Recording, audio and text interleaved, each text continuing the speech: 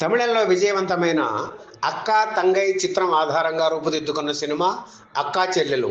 నట సామ్రాట్ అక్కినేని నాగేశ్వరరావు ఈ సినిమాలో దొంగగా, జడ్జిగా రెండు విభిన్నమైన పాత్రలు పోషించారు.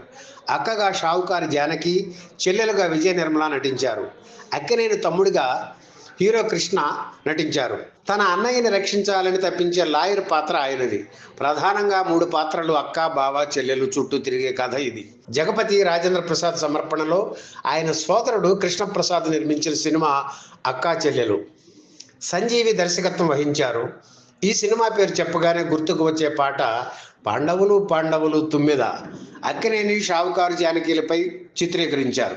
అలాగే కృష్ణా, విజయ నిర్మలపై చిత్రీకరించిన చిటపట చినుకులతో కురిసింది వాన, మెరిసింది జాన, శ్రీమతి ఏమన్నా, శ్రీవారు తందాన తానా పాటలు కూడా ప్రేక్షకుల్ని ఆకట్టుకున్నాయి.